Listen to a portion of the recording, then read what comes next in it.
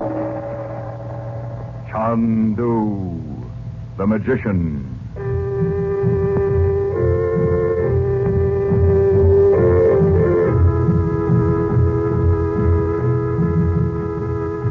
Good evening, ladies and gentlemen. The makers of White King Granulated Soap present for your enjoyment tonight and every weekday evening at this time, Chandu the Magician. Listen, and you will travel to strange lands. You will thrill to high adventure, romance, mystery. The magic of Cairo and Baghdad and the East, with their strange secrets and mysterious ways, will hold you spellbound. And just as you will like our story, so will you like the soap we make. White King Granulated Soap. It is so easy on hands that thousands and thousands of ladies say it's just like magic. There are many tales told on the radio, but only one Chandu. There are many soaps on your grocer's counters, but none like White King. You'll love White King Granulated Soap. And when you buy White King tomorrow, save the box top. And tell your friends to save White King box tops, too. Now, let the play begin.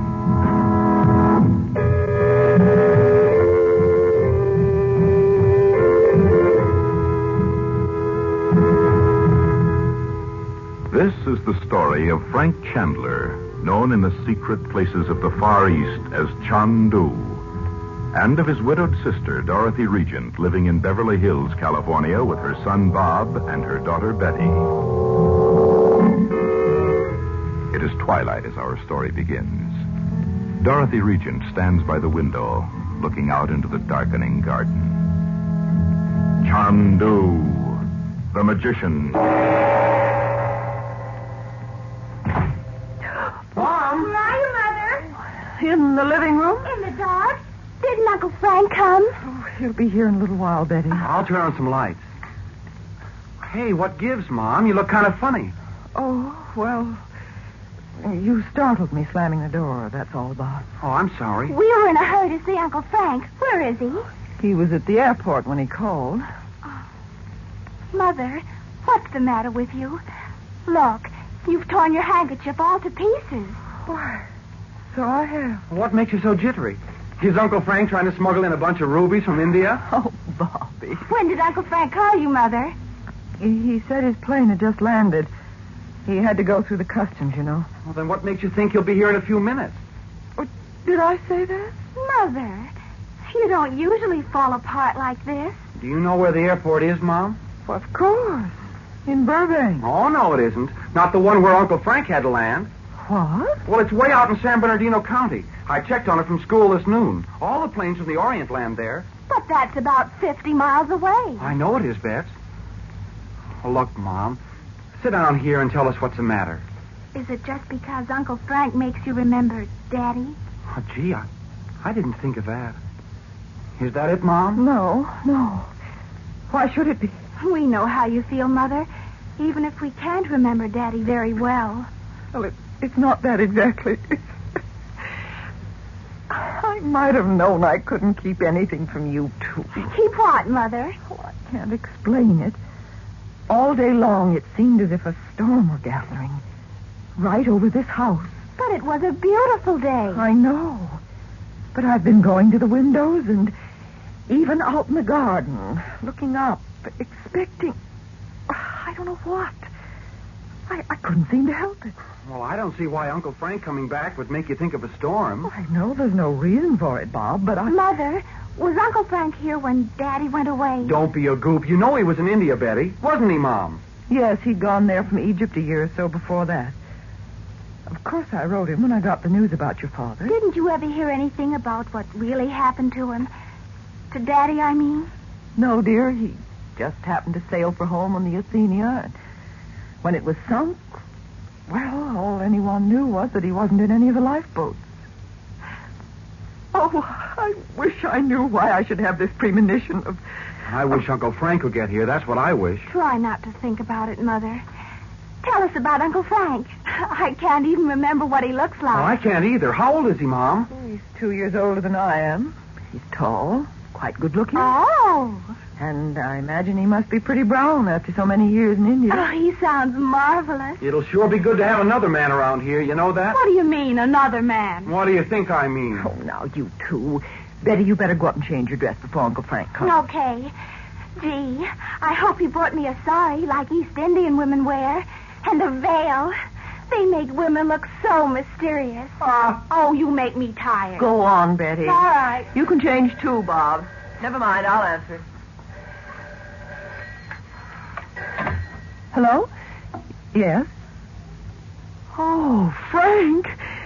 Where are you? Well, I can't help crying. I know there's no reason for it, but...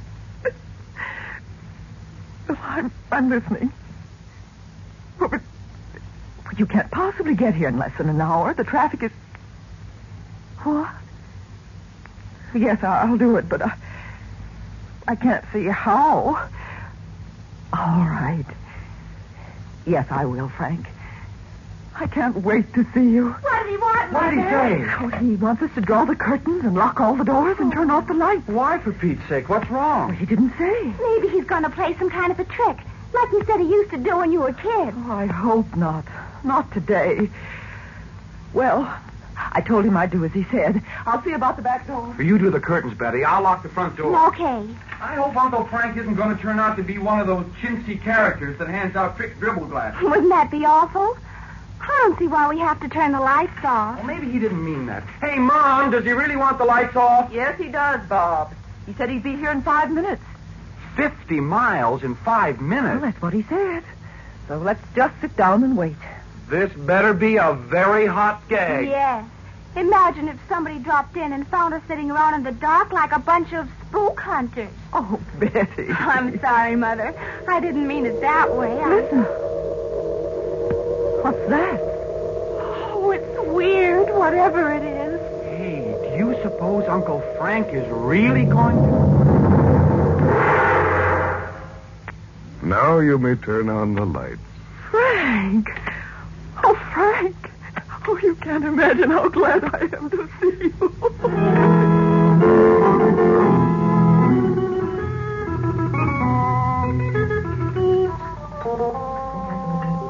Well, go on, Uncle Frank. Tell us some more about India. Well, let him get his breath, Bob.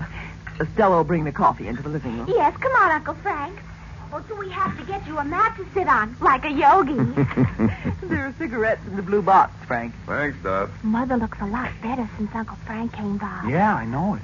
What are you two plotting over there? Oh, nothing.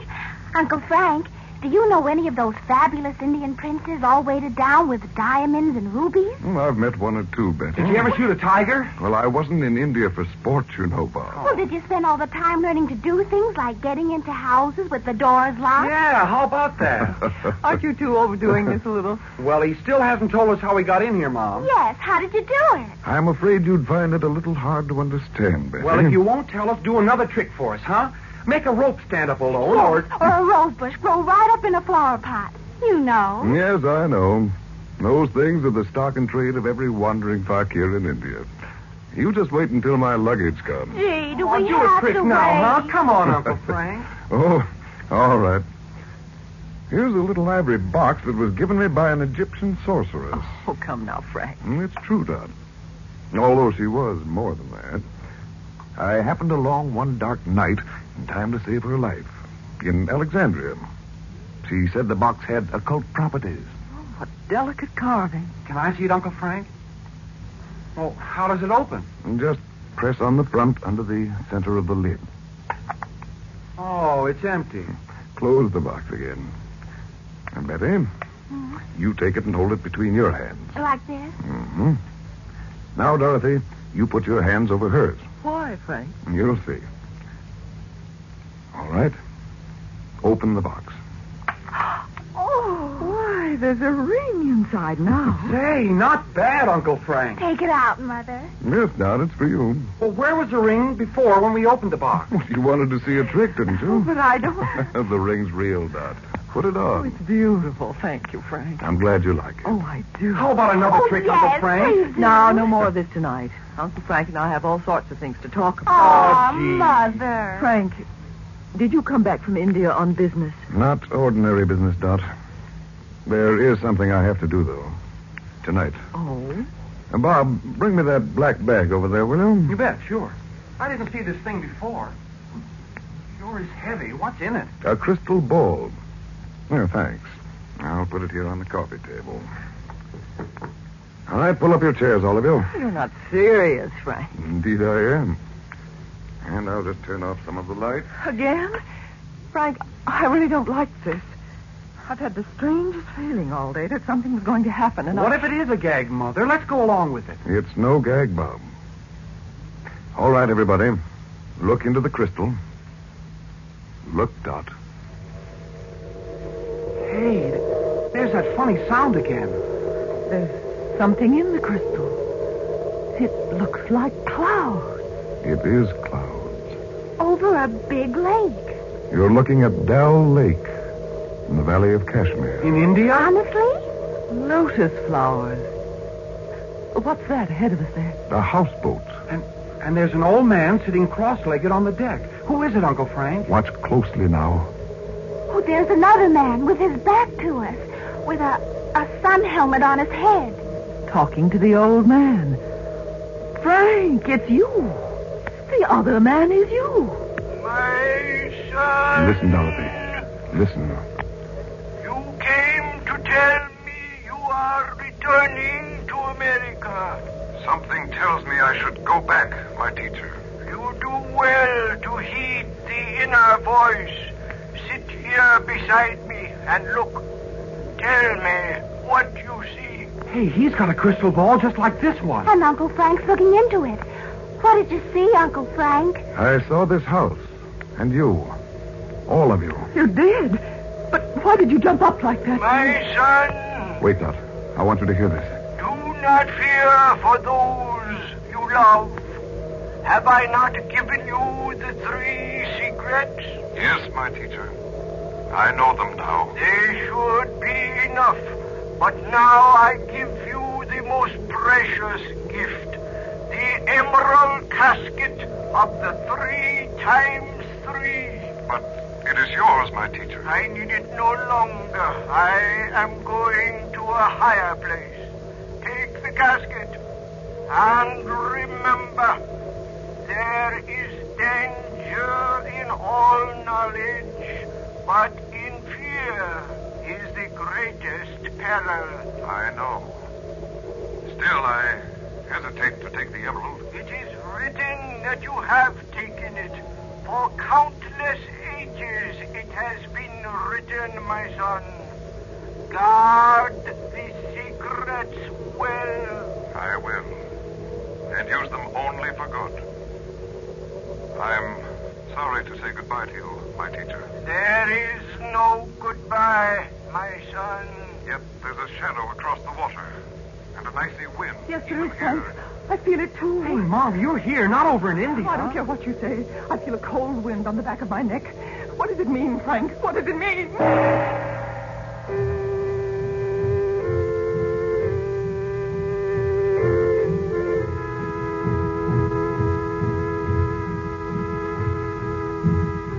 We pause before we say good evening to suggest that you and your family listen to Chandu every weekday evening at this time. Travel with us to strange places and faraway lands, into the mystery and intrigue of Egypt and the Near East. And, of course, we'd like to have you use the soap we make.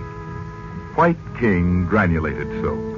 You'll love White King. Anything that can be washed may be washed with White King, with safety to fabrics and colors, kindness to your hands, the only hands you'll ever have.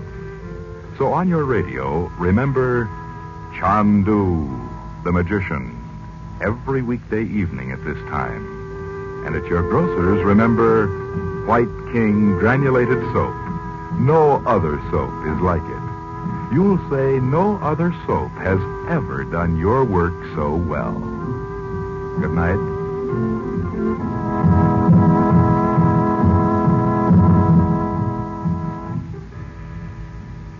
Chandu the Magician is based on the original radio drama created by Harry A. Earnshaw and is written by Vera Oldham. The program is produced and directed by Cyril Armbruster. Your announcer is Howard Culver.